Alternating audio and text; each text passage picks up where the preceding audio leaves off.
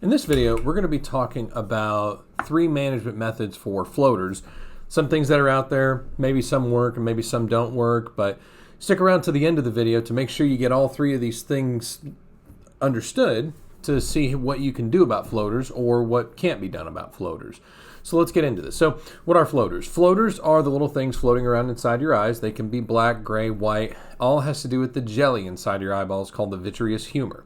The vitreous humor, it starts out like a grape jelly when you're a baby. And as you get older, that grape jelly gets more water-like, and sometimes the little jelly fibers inside that vitreous humor will clump up and create the little floaters, squiggles, lines, anything like that. Now, as that jelly does get older, the vitreous humor, sometimes it will separate from certain sections of the retina, and this can cause a flash of light. This can cause a loss of vision. This can cause new floaters. This is what we refer to as a PVD, a posterior vitreous detachment, which just means the back edge of the vitreous connected to the retina has detached, and it's a normal process for that to happen in everyone. And according to a lot of studies that have been done out there, those over the age of 50, if they have not experienced a posterior vitreous detachment, can use their age as a percentage marker for when they would likely experience a posterior vitreous detachment or symptoms of a posterior vitreous detachment. So let's say you're 89 years old and you've never had a PVD or a posterior vitreous detachment. You've got an 89% chance of your vitreous humor separating from the retina, causing new floaters, or can create a flash of light sensation like a strobe light, like someone kicked a strobe light over in the other corner of the room, or can create a loss of vision, which those symptoms we get a little concerned about. That can lead to a retinal hole, tear, or detachment if that vitreous humor separates from the retina too quickly and too abruptly, which if that's the case, you need to see your local eye doctor, optometrist, or ophthalmologist to be screened and make sure that your eyes get dilated so that they can see the entire peripheral section of the retina, that if there is a hole or a tear or a detachment, you can be referred to the correct specialist, and in this case, that we usually refer to a retina specialist, that can do different procedures and surgeries to help seal that area up or inject an air or a gas or an oil bubble or buckle or around the eye or anything like that. I mean, there's a whole bunch of stuff out there that the retina specialists do, but they're the ones that usually treat the retinal detachment, hole, or tear condition. Now, going back to what the 3 main management methods that exist out there for floaters currently entails. One of which you may have heard of is called a vitrectomy. Vitrectomy, it just means that there are certain sections of that jelly that certain surgeons will remove and take out and put back in to kind of reposition the floater just a little bit, or remove it and put some silicone in place of it. I mean, there's different variations of this that can be done. Some people find it effective, some people find it not effective. It's very inconsistent as far as the results, as far as people seeing benefit from it. Some say it works great, some say it doesn't work great.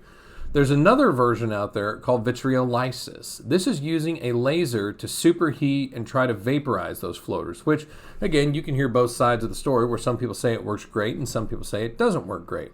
Because when you zap the floaters or the vitreous membranes and strands with a little laser, it's supposed to vaporize them completely. Sometimes, though, the floaters can get busted up into 1,000 more little floaters and turn into an army of gnats invading your vision, or gnat-like things invading your vision, basically, which can be extremely frustrating and visually devastating. The third method that's been researched out there is diet-driven. So there is some evidence suggesting that if you increase your vitamin C intake, so like juices, orange juice, pineapple juice, anything, or even pineapples or oranges for that matter. It doesn't have to be juice oriented.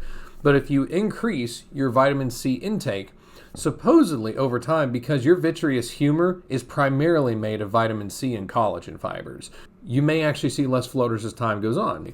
But the evidence is a little inconsistent because, again, this is a lot of perception stuff that you can throw into the mix with a lot of people. That some people will say, oh yeah, I don't see near as many floaters.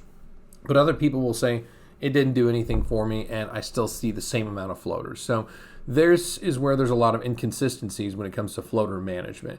I've got several floaters in both of my eyes, and even after some vitamin C intake, I still see floaters, increasing vitamin C intake. I take a multivitamin. I don't see any change in my floater. But there is some environments where I do notice the floaters a little bit more than others. Like, for example, if there is a blue sky and I'm kind of looking at the blue sky and there's no clouds out there, I can see the floaters a little bit more. Or a completely cloudy sky where I can kind of see the floaters and it looks a little bit more gray. Or if I'm on a blank computer, staring at a blank computer screen, and I'm looking at that computer screen, I can try to intentionally see the floaters. So there are things you can do, and they kind of move with you like seaweeds moving underwater, basically, that kind of just go with your vision and with your eye movements and kind of fluidly move as if it's underwater, because that's kind of the environment that they're in. There's new methods and new things being researched about how to remove floaters, how to manage floaters, and we're still learning about them more as time goes on, and different management methods will change and different terminology and treatments and procedures.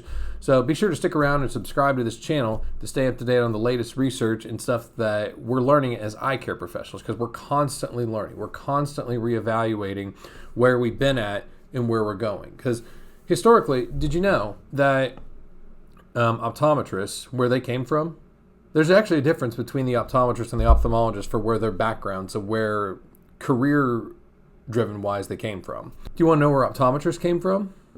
Jewelers. So if you notice next time when you go into an optometrist's office and they have an optical where you can pick out glasses and look around and shop around at different frame styles and different things like that, it's going to resemble a jewelry in a lot of ways, because jewelers eventually found out that they could change the way that light moves, and thus that's how prescription glasses got made. There's a whole historical section on this I could probably save for another video for another time. But that's where optometrists have come from, as jewelers. Now, where did ophthalmologists come from? Barbers. So that's where most surgeons came from, because they were already cutting hair on folks, and they had a very good understanding of the human anatomy as far as the head, the ears, the eyes, the nose, the mouth, everything around here. That's where originally ophthalmologists and other surgeons came from, are barbers. It's very interesting stuff when you actually look at the history behind it. But if you like this video, give it a thumbs up, subscribe to the channel, and tap the bell for notifications. I'm Dr. Bryce Heffington, and we'll see you next time.